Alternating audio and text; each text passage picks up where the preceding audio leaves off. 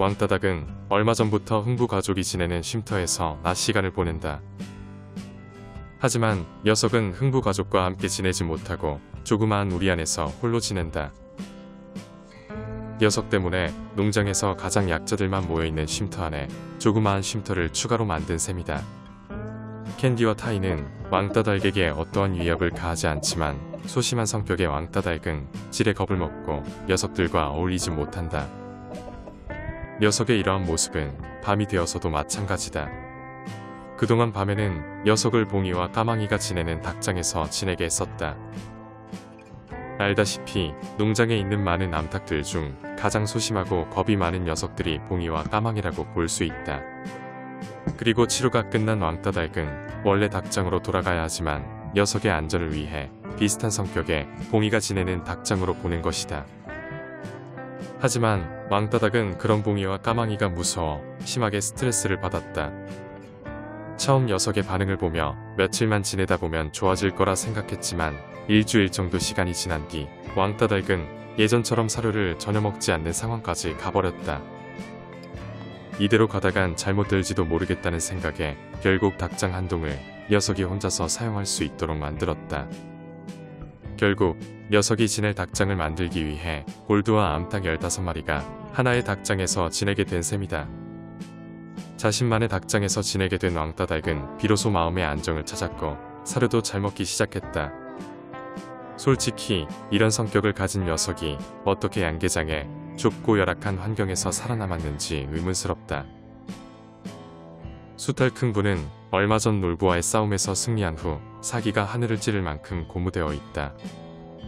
녀석은 틈만 나면 골드와도 싸울 만큼 더 이상 예전의 흥부가 아니다.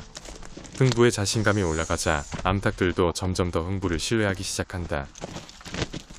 불과 몇 개월 전만 해도 흥부가 이런 모습으로 살아가게 될지 짐작조차 못했다.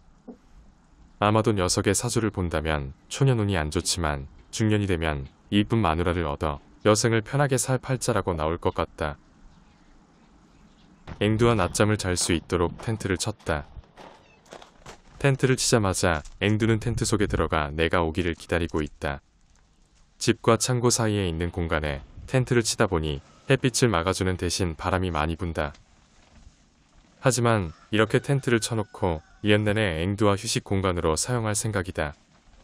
앵두는 나에게 있어서 아주 특별한 고양이다. 4년 전 유기동물 보호소에 녀석을 입양하러 갔었는데 사실 내가 입양하고자 했던 고양이는 다른 녀석이었다. 그 녀석은 다른 사람에게 이미 입양되었고 빈손으로 돌아올 수 없었던 나는 보호소에 있던 다른 녀석을 선택해야만 했다. 내 기억엔 5-6마리 정도의 아기 고양이들이 있었는데 유독 앵두가 심하게 나에게 다가왔다. 케이지에 창살을 타고 올라오며 울부짖는 녀석의 모습을 보니 마치 자신을 데리고 가달라고 애원하는 것 같았다. 녀석의 그런 모습을 보며 사실 누구를 선택해야 할지 고민조차 들지 않았다. 그렇게 앵두는 나의 2번째 반려묘가 되었다. 앵두는 그날의 나의 선택에 보답이라도 하듯 보통의 다른 고양이와 다른 행동으로 나에게 행복감을 준다. 만약 그날 내가 다른 고양이를 선택했다면 고양이들은 모두 포도 같은 성격을 가졌다고 오해했을 것이다. 잠시 뒤 앵두는 깊은 잠에 빠졌다. 녀석은 나와 함께 있어서인지 세상에서 가장 편안한 자세로 잠을 잔다.